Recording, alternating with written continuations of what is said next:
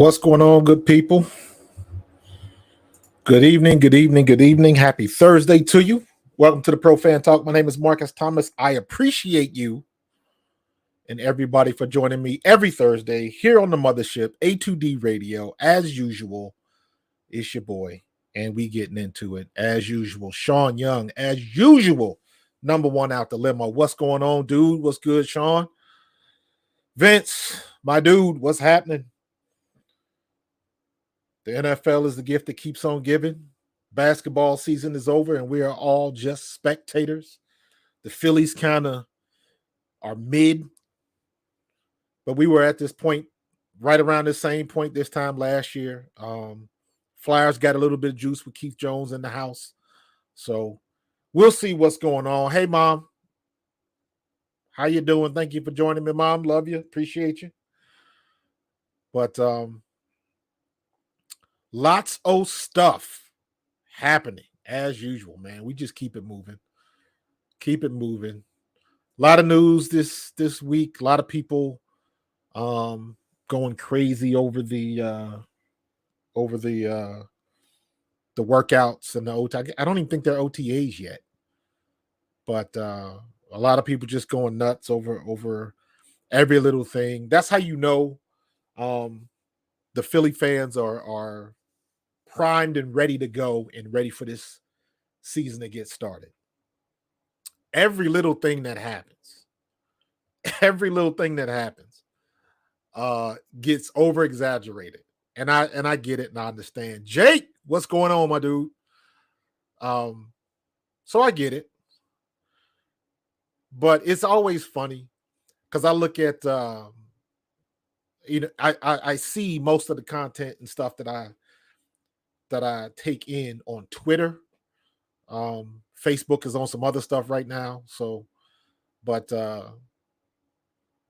there were clips coming out from some of the workouts that the Eagles were doing, and everything that Jalen Hurts does is he's just throwing regular warm-up balls to the receivers, and a regular warm-up ball turns into dropping a dime, or Jalen Hurts is throwing bombs, and just it gets over exaggerated, and it's just like, man, just keep it basic. If y'all understand what people are trying to get their rhythm and stuff like that, it's just funny.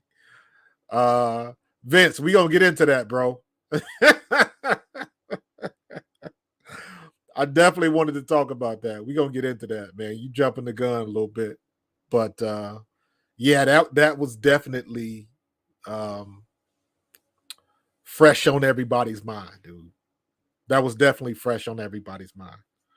You never know what's gonna happen. But before we get to that, one of the things I wanted to jump into very briefly is Joel Embiid. I ain't gonna stick with the Sixers too long, but I did want to mention this because clearly Jokic is the better player in the playoffs right now, hands down. Duh. That ain't hard to figure out. But I still am of the opinion that Embiid deserved the award. Now, having said that, it really, really drives home the fact that is a regular season award, and regular season doesn't matter. At least not for the Sixers. Regular season matters when your previous season you were hot garbage or at the bottom of the league. And now your regular season, you want to see improvements, visual, major improvements from what you produced last season. That's not where the Sixers were. The Sixers had expectations. The Sixers were at the end of the process. The Sixers were in a situation where many people, myself included, thought Embiid arguably could have won the MVP last year. The fact that I say arguably means if you say, nah, it should have went to Jokic, I understand. That's a valid argument. But to be in that conversation is warranted. And I think he deserved to win it this year. When they went head to head, he got the best of them, and he did what he had to do to win the award. But Jokic is showing you why playoffs matter. He's showing you that. James Monsanto, what's going on, bro? Hey, James, I appreciate your feedback on Facebook and on the socials, bro. You be live with it, and I appreciate that, man. And James, I believe you are 1, 2, 3, 4. James, you are number 5 out the limo, bro. And as usual, my first 5 out the limo are brought to you by Fan Up. Fan Up is the best way to enjoy fantasy sports, daily NBA and MLB contests, and more. Win great prizes. Sign up today and use promo code A2D for 5,000 bonus points, a $50 value. Fanup.app. Check it out. Get your bet on. And I always appreciate my first 5 out the limo, man. But you know what, James? I don't necessarily believe he needs to be a post player. I believe he needs to play on the post, but I don't necessarily think he needs to be strictly a post player. That gets into scheme and what your coach wants to do. I think he's more effective if he can do both. And he can do both. I just think that the Sixers would let him float around at the perimeter, shooting those 20-footers and those threes, and that's what he got used to. The whole league, as far as big men are concerned, the whole league got messed up by Dirk Nowitzki. That's what I believe. Once Dirk Nowitzki came into the league and started doing what he was doing, everybody got different. Everybody wanted that big man that could shoot the threes because he's hard to guard. Even when you saw the Lakers play, AD every now and then would pop it up for 3-point. And heck, I remember when Dennis Rodman started shooting 3-pointers as a power forward. And people thought that was the craziest thing. And people thought that he was just messing up the game and the rhythm of the offense with Jordan and all of that kind of stuff. And he just did it. And people thought it was so out of bounds because only guards did that. Only shooting guards did that. So I just think the league has evolved.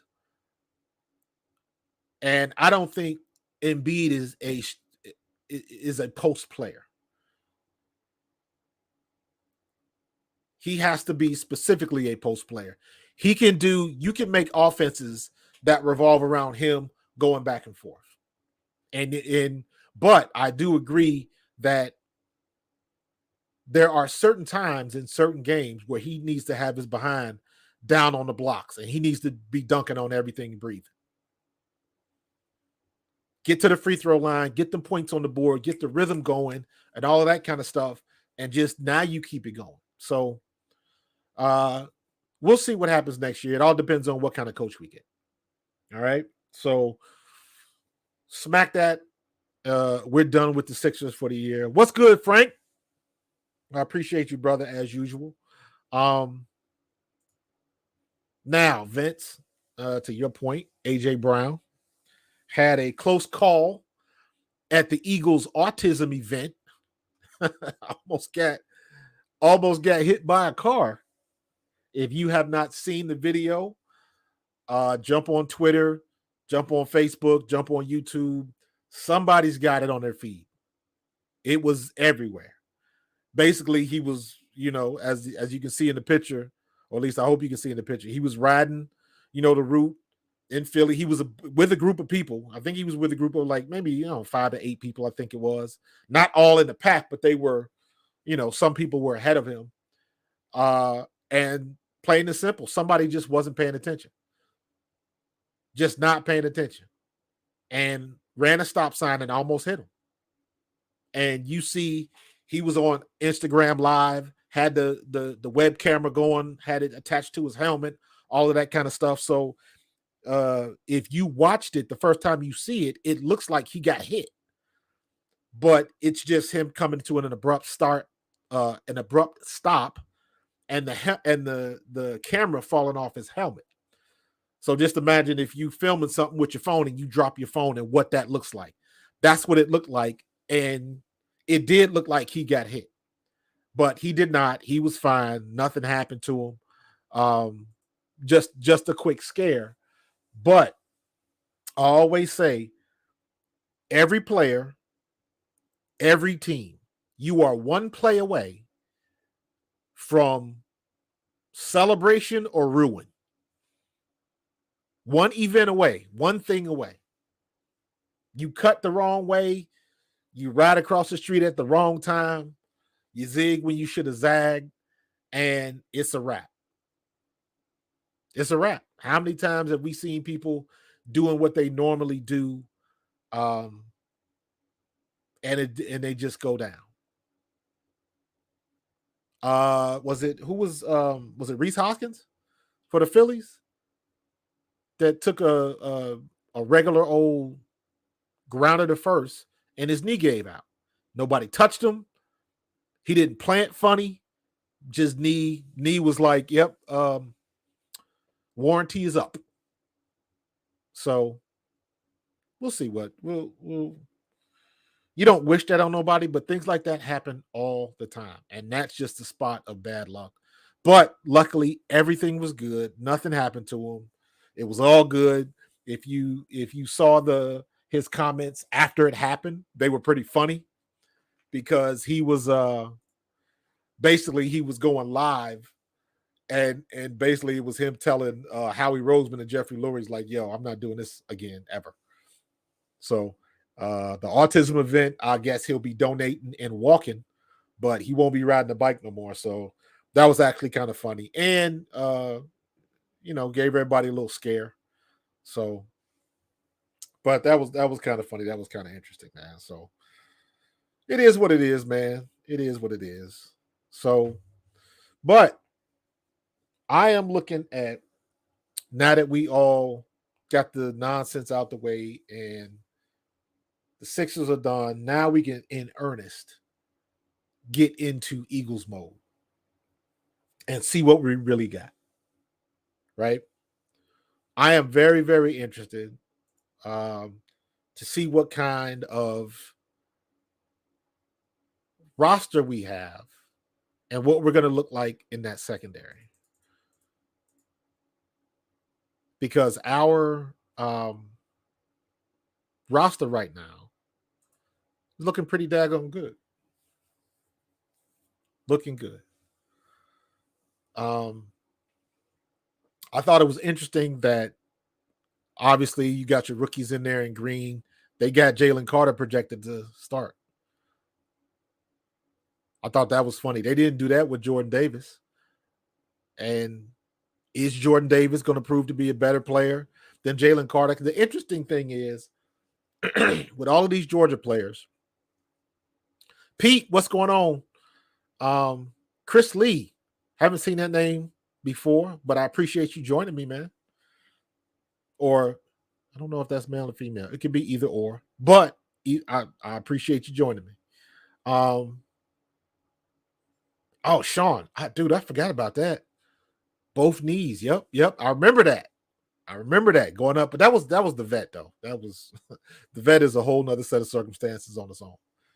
But in any case, we got our projected lineup. Jalen Carter's projected to start, so the pressure is on him already. So Josh Sweat, Moreau, do they even have him? Mike Line? Yeah, they don't see, and it's interesting because they don't even have Jordan Davis in the. Well, I guess it all depends on what scheme we're going to run and what package we get out there. But I'm looking at this right now: Brandon Graham, Fletcher Cox, Jalen Carter, Josh Sweat on our defensive line. That front four is good, and then you could take out, Josh Sweat and put in Milt Williams. and then you got Hassan Reddick, and then you could take out Brandon Graham and put in Nolan Smith. And not for nothing, I'm gonna say that I'm looking for Derek Barnett to put in work this year. He's going to be in that rotation. I am looking for him to put in work. He, in my opinion, he is in the same situation like Quez Watkins. We'll talk about Quez Watkins and his revenge tour a little bit later, but him and Quez are in the same boat. They got a lot of pressure on them. Derek Barnett got the reputation of being a walking penalty. Yeah, Vince, you don't think Barnett makes the team? We'll see. We'll see. You think they'll cut him and just eat the money? That's possible. That is possible. But if he makes the squad, I think he's going to do work. But that you are absolutely right. That is a very real possibility.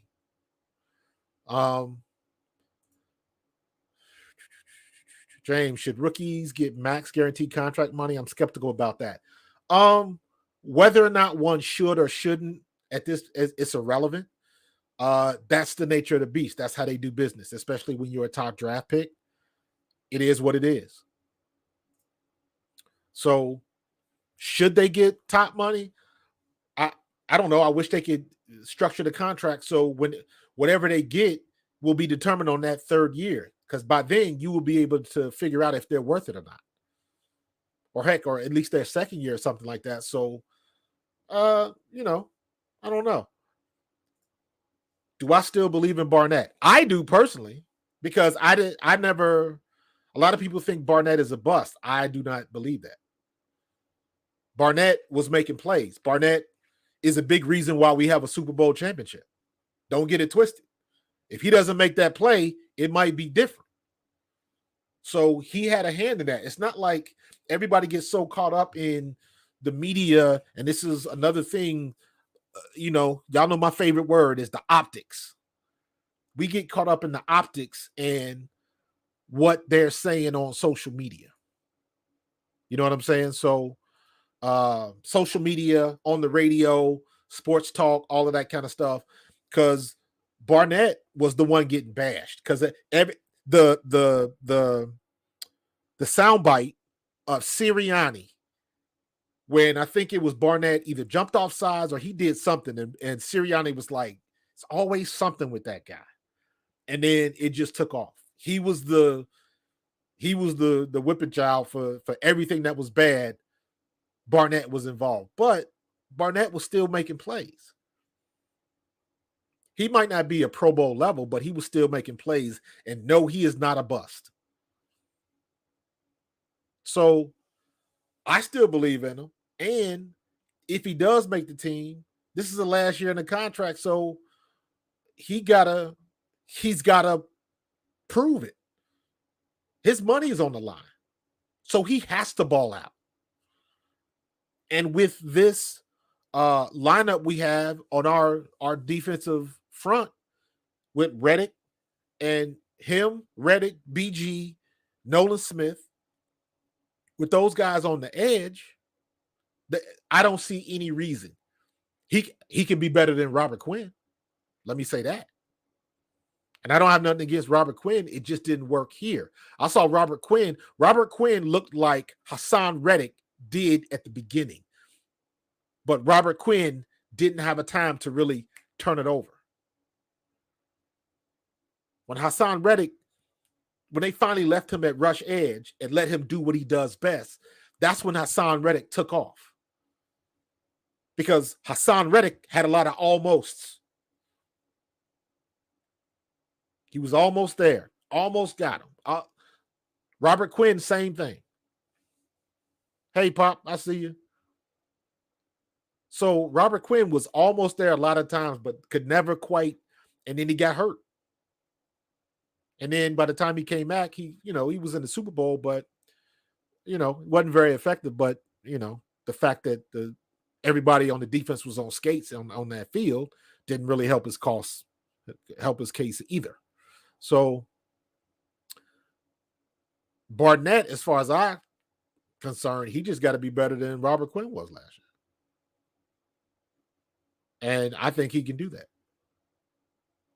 So when somebody has money on the line and all that kind of stuff, hey sis, when you got that type of stuff on your shoulder, to me, that's what the chip on the shoulder means. You got something to prove and you have to do it. Not now, but right now. Because your future is determined by that. You look at the situation with CJ Gardner-Johnson, why he ended up leaving. CJ Gardner-Johnson got hurt for 4 weeks and still was tops in the league with picks.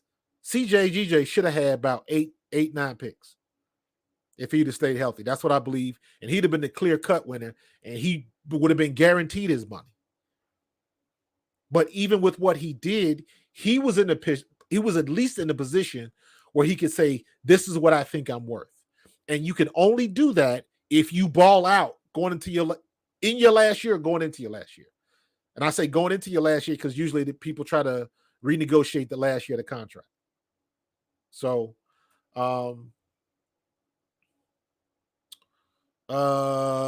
Chris, do I think would be development league? Look, nope, it's not going to happen. That ship has sailed, Chris. And the reason why it sailed is because the XFL and the USFL have all learned the lessons. So they don't have to go overseas anymore. They're still going to play games over there. They're going to Germany. Germany and London will probably be regular games going forward for the NFL. And as a World League vet, let me tell you, Germany is lit. They love American culture. There's a big military presence over there. So they're used to our culture and some of the things we do. So when we were over there, Frankfurt, Dusseldorf, all of those games were always lit. Always a fun time and know how to throw a party. Like that, the atmosphere was just always there. And I believe we played at the old Olympic Stadium in Frankfurt. And I just remember it was such an experience going there. They had the beer garden out. That stadium may have held like, I don't know, let's say 50,000. They always had around 20 to 30,000 at the stadiums. And for what we were doing over there at that time in the early 90s, that was huge. That was huge. Because the year we won the World League, we won the first half of the season, so they had to come to Scotland to play us in 96. And I believe we were at Murray Field at the time. That was a state-of-the-art stadium. So that was a very nice stadium.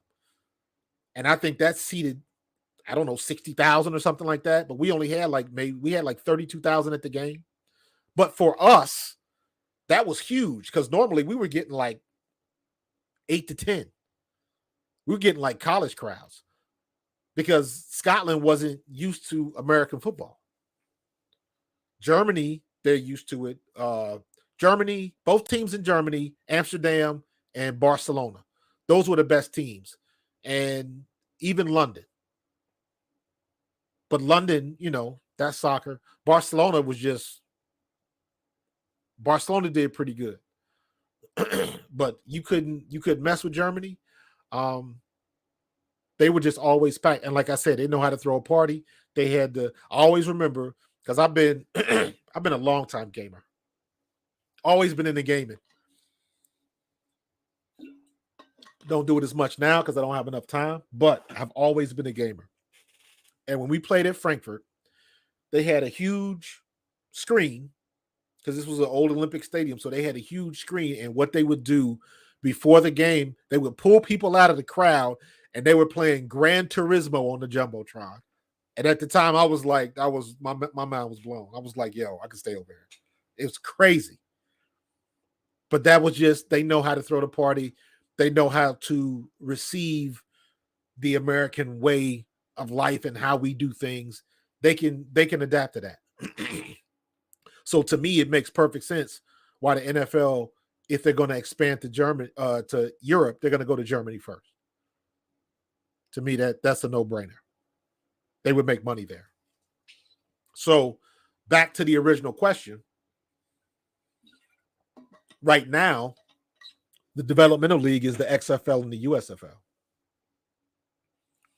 And it's weird because the XFL, the optics, the camera angles, and I think it's just a little bit more excitement with the XFL, especially with The Rock and Dean Blandino in the booth, and the way they called the games and the way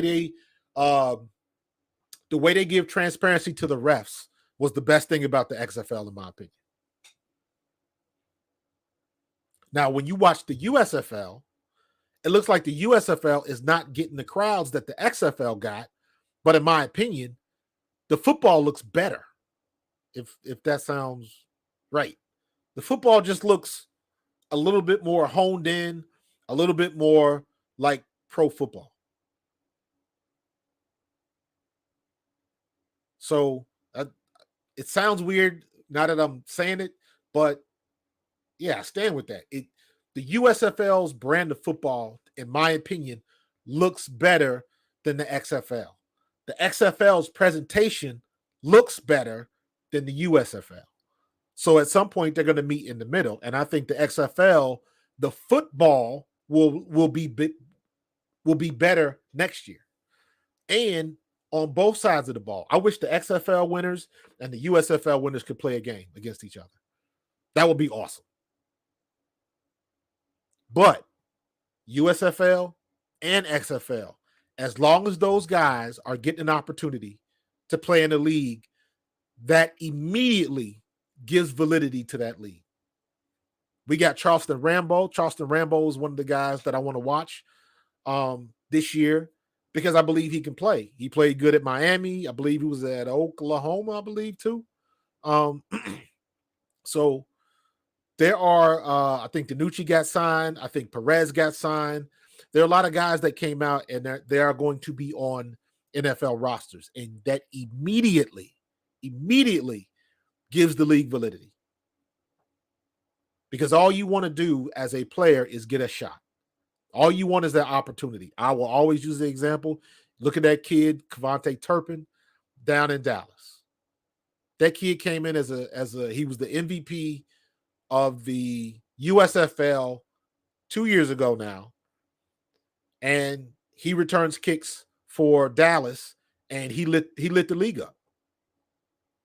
He almost beat us single-handedly if he would have kept his feet. So I think they got their leagues and how they want to do things. I think they got it set up. I think they got a good thing going. They're going to bring both. They're going to bring players from both leagues, and it's weird because I think now USFL is at a disadvantage because the XFL is done and those players can get into camp first. So that's always an advantage. But they're still going to get some guys to play. So I think the coaching is better in the USFL. The one thing they learned in the XFL is just because you were a great player doesn't mean you're going to be a great coach. Coaching is a whole nother set of circumstances. Let me tell you. I don't care if you coach little league, high school, college, semi-pro, indoor, arena, lingerie. It don't matter what league you coached. Coaching is a whole nother set of circumstances. And there's a lot more to worry about because you don't, depending on what you're doing, the focus is different. I'm very interested to see what D'Amico Ryans is going to do in Houston because now he's a head coach, not a assistant coach or a position coach. Different set of circumstances. When you're the head coach, you got to be aware of everything.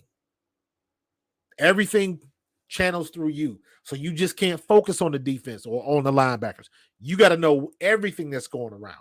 When you are a position coach and you transition to a head coach, you must have a good staff around you.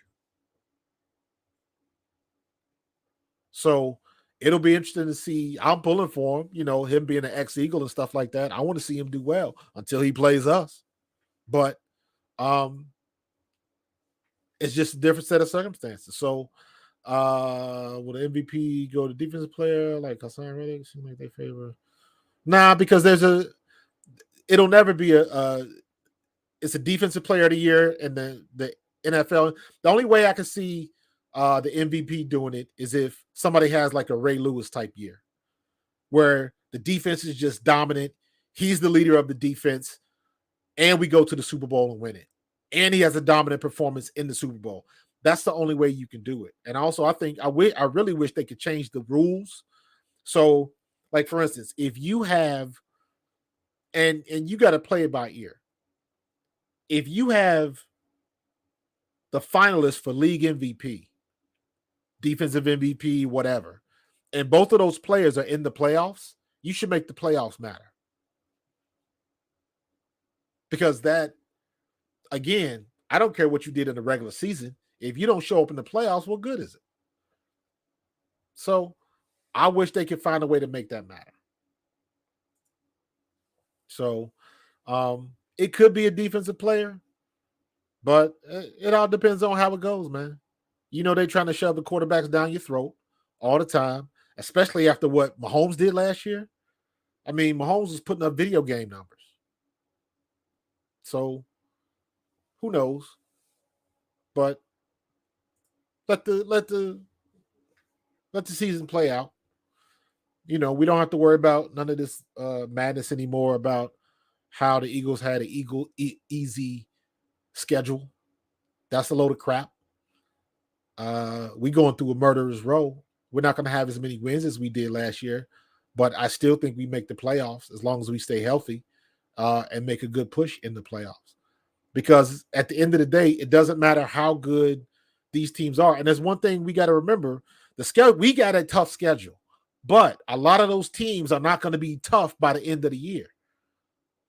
Knock on wood, maybe that could happen to us. Every team, just like I was talking about with AJ Brown, every team is one play away from ruin. For us, all you got to do is run the tape and look at Chicago last year. And everybody lost their collective stuff when Jalen Hurts went down. And luckily, it wasn't as bad as we thought. He played through it, everything, all the cliche stuff that came because of that. But Philadelphia collectively took a giant gasp when he went down, and we was pissed at Sirianni and Shane Steichen, and why the hell were you running so many times on a cold day, and then everything goes into the pot when it don't go your way. Every team is like that. Every team is like that. Everybody in NFC, you don't know what the Giants are going to do. What happens if something happens to Daniel Jones? What happens if something happens to Saquon again? Josh Allen in Buffalo. Mahomes. Burrow in Cincinnati. You can go down the list. What happens if something happens to Kyler Murray again? CJ down in Houston. What's this kid in Indianapolis going to do? You don't know. Everybody's one play away. So it is a huge X factor. So even look at the 49ers. The 49ers don't know what their situation is going to be, because I don't care what anybody says. I don't see Brock Purdy coming out there and lighting it up like he was last year. Not coming off that. You got to learn how to throw again, bro. You got to get your rhythm. You got to get your mental. And that's the one thing that he hasn't even got to that point yet. Your mental has to be ready. When you coming forward from you got a serious elbow injury to where you can't throw. So now every time he drops back and sets up the throw and he got footsteps in his ears, he's going to remember that. Is he going to flinch? Is he going to, that's the mental aspect of it. It's the same thing if you have a knee injury. When you have a knee injury or you rehab an ACL or MCL or whatever the situation is, the mental is, can you be running full speed and make a cut on a dime like you used to do? That's the mental aspect of it that Brock Purdy has to deal with. So Are they going to go with Trey Lance? And guess what? Trey Lance ain't going nowhere. And he ain't no scrub. He got hurt too. So he's itching. So there's a lot of talent and a lot of competition in that situation. So you never know what you're going to get. So the whole league is an X factor. We're going to go through the same thing we went last year.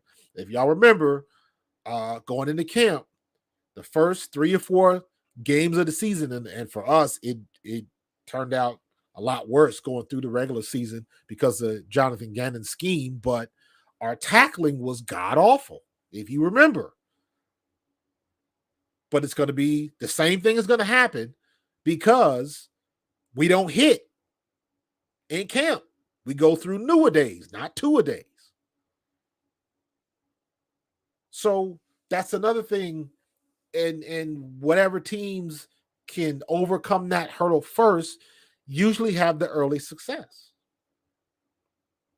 So saying all that to say, yes, we have a tough schedule, but some of the teams that are considered tough right now are not going to be mid-season. Some things are going to happen, and you don't know what you're going to get. So, I think Purdy would be exposed even if he makes it back, although Darnold still has a chance at starting opportunity is crazy. Yep. At quarterback, dude, you never know what you're going to get. Because that would be, to me, that would be hilarious if Sam Darnold shows up and just lights it up. I don't think that's going to happen. Because you know what? Let's be real. Sam Darnold has had every opportunity to be a starter in this league and excel, and it just hasn't happened. Now, tell me, is Shanahan can take him to the next level? I don't know. So it could happen. I don't think it'll happen, but it could happen.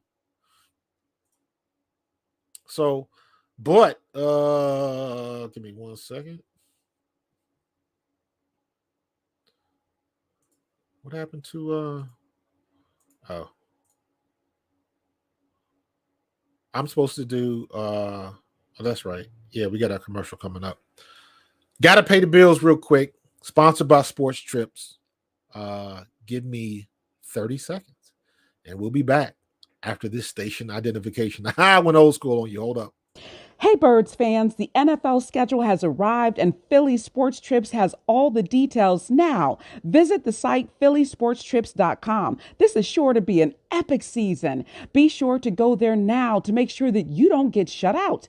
Join us in Tampa, LA, Seattle, or when we get revenge in Kansas City. Don't want to fly? No problem. Gather up your crew and hop aboard one of our signature boisterous bus trips to DC or New York. Sign up now and make sure to mention A2D.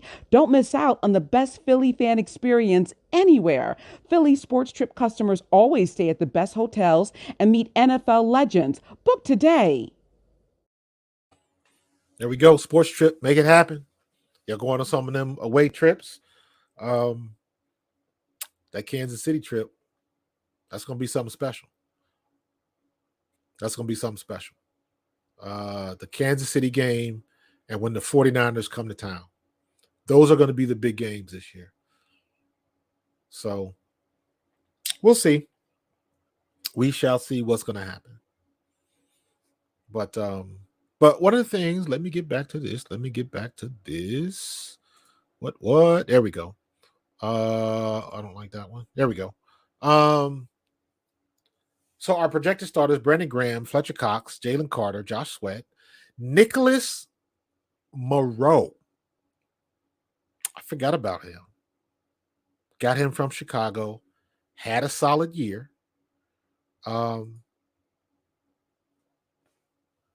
83 tackles, solos. Last year, tied for 17th, top 20 in the league. I can live with that. Still kind of a lighter guy. Looks like he's a little bit taller than Nakobe Dean, but we'll deal with that.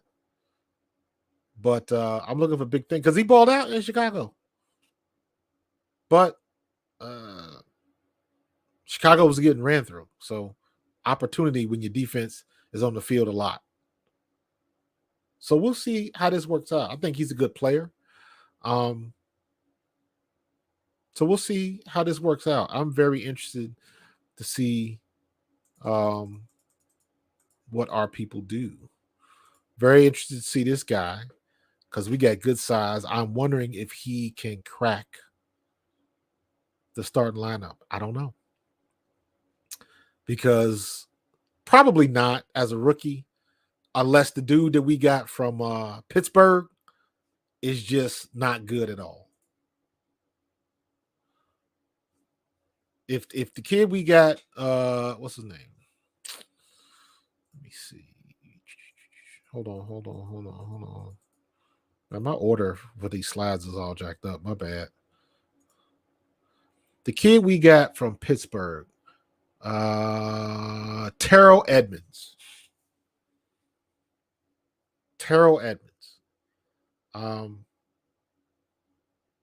It all depends on what he turns out because we still have a pretty good. We got Slay, Edmonds, Blankenship, Bradbury, and Maddox. I'm good with that secondary, man. And for, Keely Ringo is not usurping Slay. Not going to happen.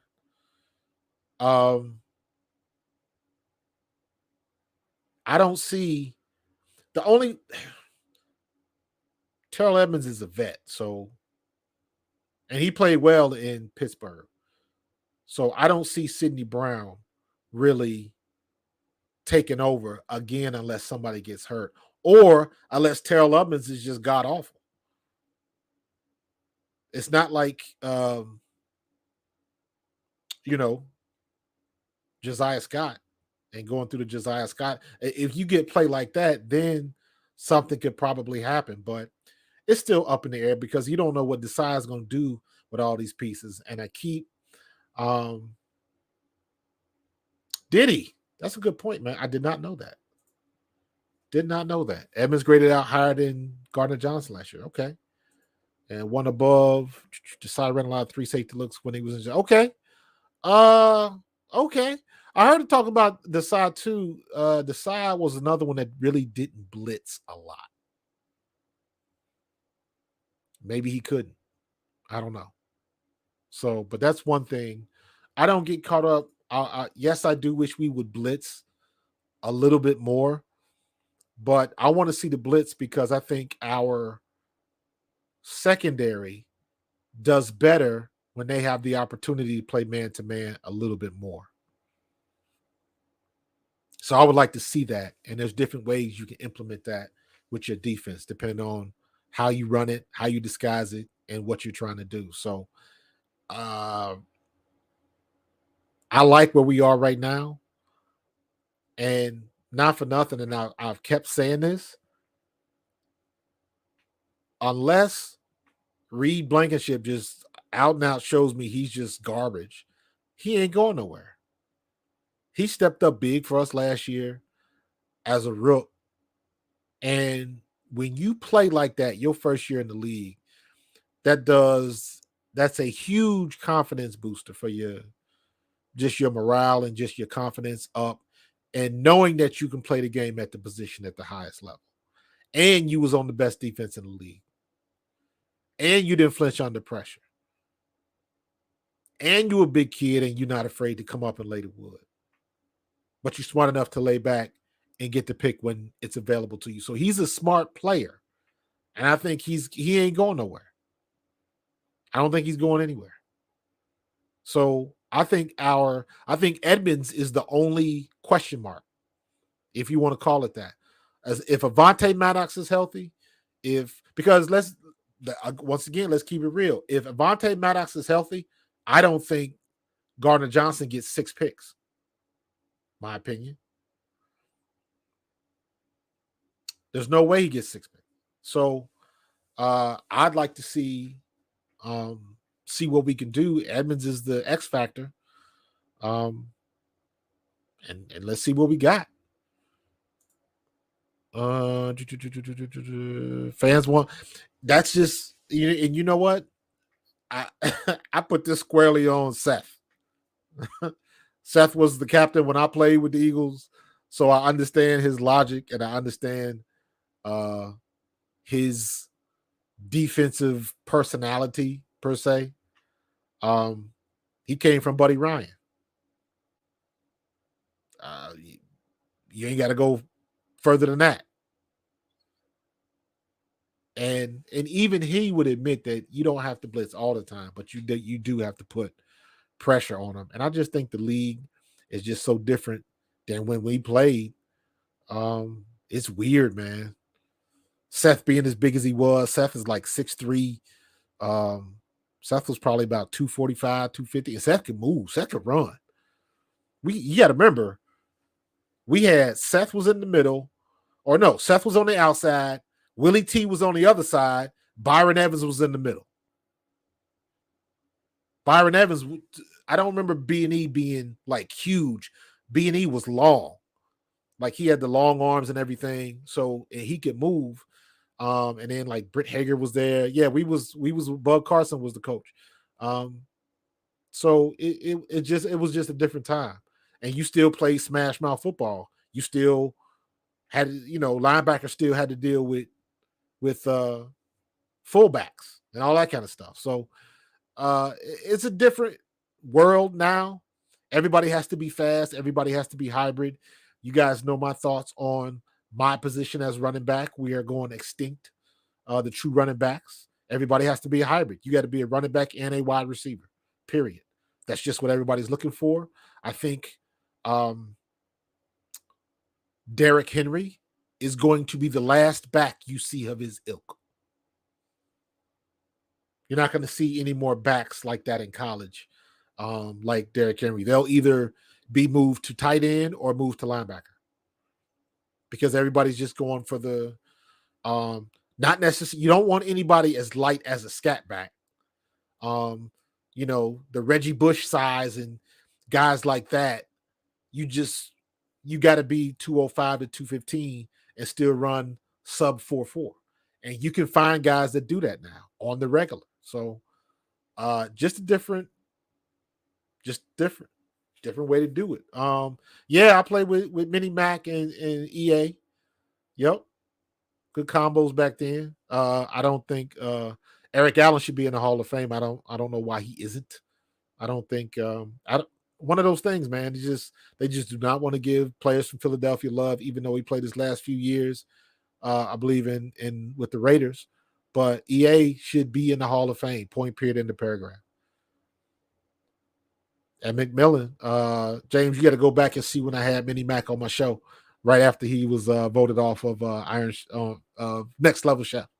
Matter of fact, I got to get some barbecue charcoal from him, or I think he sells what was it, like smoked olive oil or something like that. I got to check his site again because it's barbecue season and I'm about that life. So, but we got some players. We got some players. Now, I did want to get into this. Nakobe Dean, real quick. Nakobe Dean, I've said this before, he is going to make the Philadelphia fan base more upset with Jonathan Gannon that he didn't play last year. I think Nakobe Dean is going to be that good. He seems to have that type of leader mindset. He wants everybody to get better. He's got a chip on his shoulder. I like the comment he said about, not having a target on your back, you hunting. So all of these guys, regardless of what happened last year, they know they lost and they ain't trying to have that feeling again. So it's a different mindset. And I like the way he thinks. And again, the little sample size we had of him last year, every time that kid was on the field, he made a play. And that's what you want to see. He was making plays. And he let you know where he was. So I wish we could have got a bigger sample size. And I think when it's all said and done, we're going to be pissed off because he didn't play last year. I agree with you 100%. Same mindset. Same mindset. The only thing he doesn't have is the experience, but definitely same mindset. So,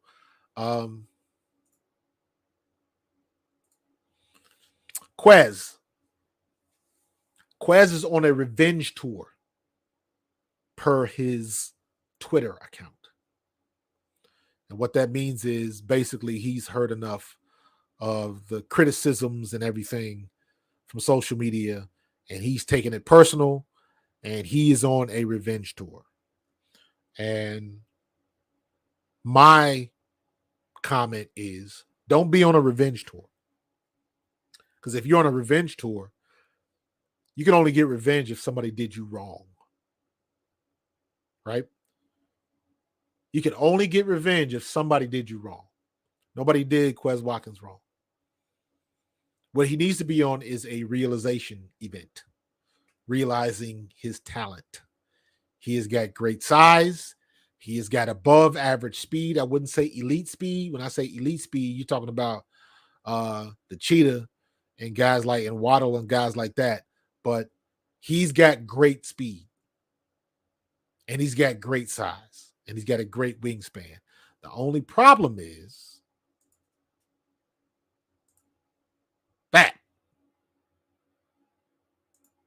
And that. That's the problem.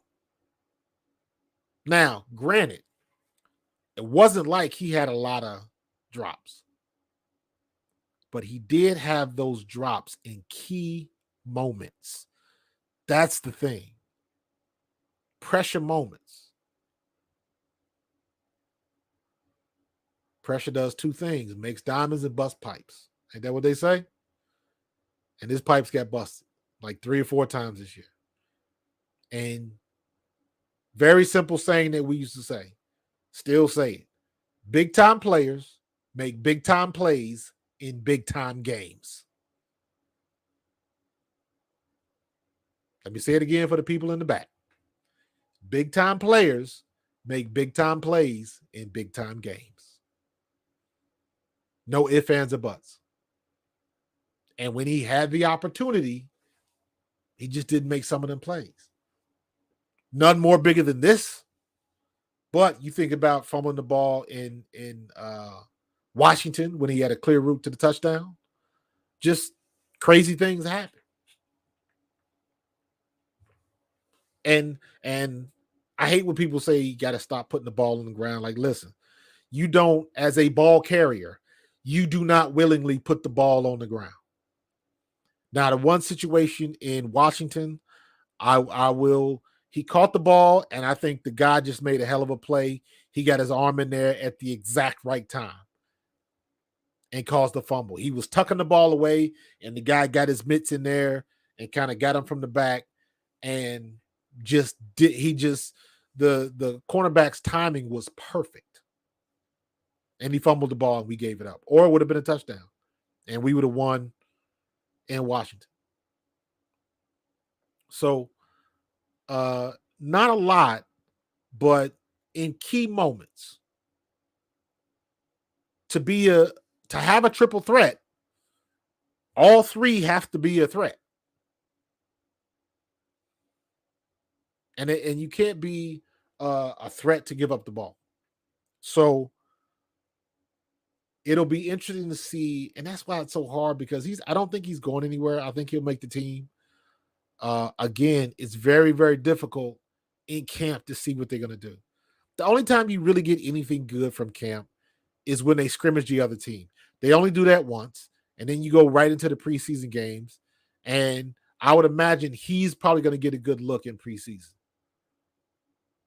And then you got the other kid, I forget what his name is, the one we just signed from Atlanta, I believe. Zacchaeus. So at least he's got some competition to really push him forward. Because Quez should be turning heads in the NFL with his size and speed. So, no excuses. No excuses. And I think with this type of motivation, the funny thing with motivation is he's on his revenge tour. He's got a chip on his shoulder. So he is looking to put it down this year, right? He's looking to be, a force to be reckoned with, to make people pay attention to him. So why didn't you have the same attitude last year? Why wasn't it so pronounced last year? That's when they go and they say people get comfortable and this and that. It is very difficult to keep that level of play up as high as you need it to be.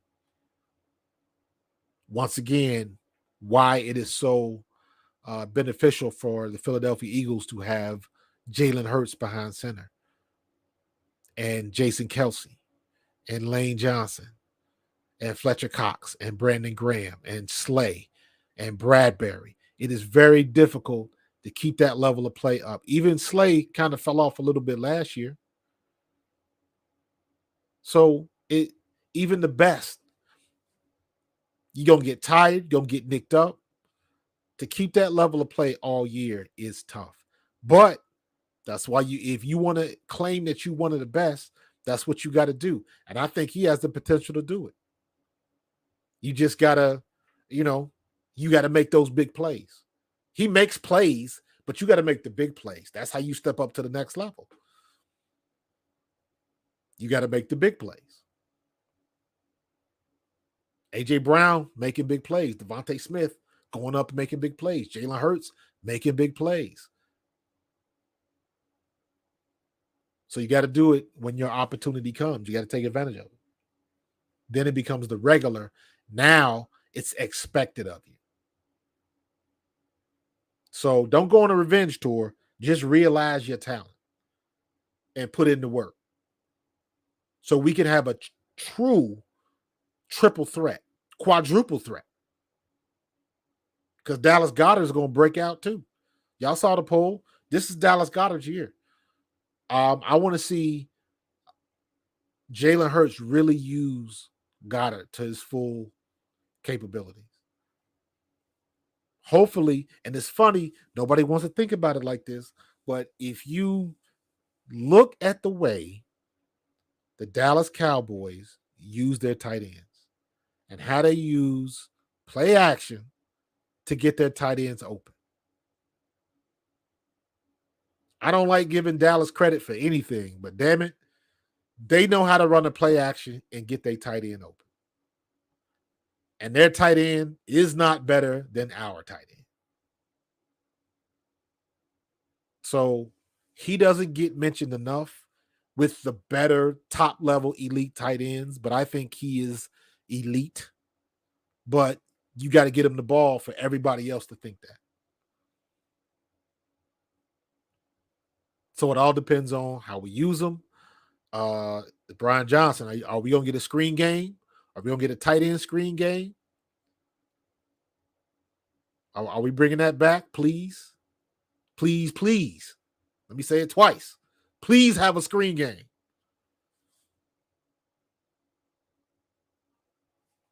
So we got to figure out, we got way too many pieces, man. We got too many queens on the board. And I'm saying that anybody that plays chess understands what that means. If you got all them queens on the board, that means they can move in any direction. And that's the most powerful piece you can put on the board. We already got Jalen Hurts. You know what he's going to do with that. You know what AJ's going to do. You know what Devontae's going to do. And now you got Goedert. Not that he went anywhere. And you got Rashad Penny and DeAndre Swift. I don't think people really understand how good Rashad Penny can be when healthy. To me, Rashad Penny is no different than what Miles Sanders was a couple years ago. I was always a fan of Miles Sanders. I know a lot of people didn't particularly care for him. I was a fan because as a running back, he was a home run hitter to me. We just didn't use him like that. We didn't use him as a number one back. And as sparingly as we used him last year, he still put in work.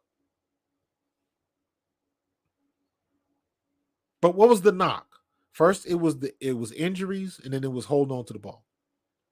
Rashad Penny, I don't think he's known as a fumbler, but he got to stay healthy. But yo, when that boy is healthy, he puts in work, and he's kind of he's on the bigger side. I wouldn't consider him a big back. I believe he's like 220, 215, 220 up there, but he's explosive and can run away from you. And then you got DeAndre Swift, and you got Kenny, for whatever reason, Kenny Gainwell just has not gotten the props that he deserves, in my opinion. He really didn't have a chance because I think Miles Sanders really stepped out once they gave him the opportunity. And again, me as a running back, that is frustrating when you see running back by committee. Pick one and let them roll. Run them till they stop. So you got to see what you have before you know what you have. We still got Trey Sermon. I don't know what the heck happened to him in San Francisco. But he ain't chopped liver, so our running back room is tight. So we got a lot of pieces on the board. And the X factor is these coaches. Sean Desai is saying the right things. Brian Johnson is saying the right things. I expect that. All of this stuff that's coming out on the workouts and all that kind of stuff, that's just fluff. Don't get so caught up into that. It's great, but, let's just keep it real. That's just fluff. It's preseason. It's preseason. You don't know really what you got until you can put hat to helm and really, put some hits on some people. So, very interesting, very excited. I keep saying this, and I will continue to say it. The Eagles have truly reloaded. We don't have to rebuild anything. We have reloaded. I think we will be better. Now that Gannon is gone in that aspect of it. I think Sean Desai, he's not going to do too much different, but he's going to put his own tweaks to the defense to take us to the next level. I don't think we're going to blitz a heck of a lot, but I think we're going to blitz a lot more than we did last year. That's not hard to beat. That's not hard to do considering we were almost last in the league for blitzing. So I think we'll be happy. We're not going to get as many sacks and stuff like that, but we'll still be as productive. And I think, again, we will have one of the better defensive secondaries in the league. So I'm excited. I'm ready to keep this thing going. 11-6, I can see that happening. I could definitely see that happening, James. So I'm gonna get down and watch the Heat and the Celtics, and hopefully the Heat can take care of business to get these Celtics up out of here. And I will see you guys next week. Do me a favor, smash that like button if you haven't done it already.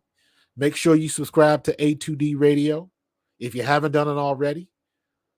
Jump in that YouTube search and look at Pro Fan Talk. You will find my personal channel. Make sure you subscribe if you haven't done that already.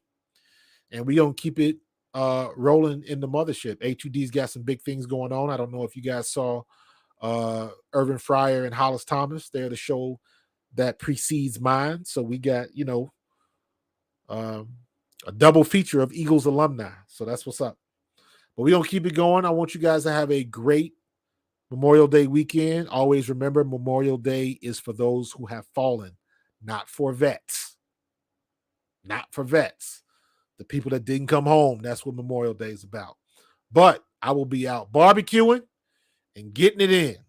So keep paying attention on my Facebook, on my IG, because I will be sure to post the pictures. Barbecue is a part of sports. Don't get it twisted. I'm going to see you all next week. Be safe and have a good one. Peace.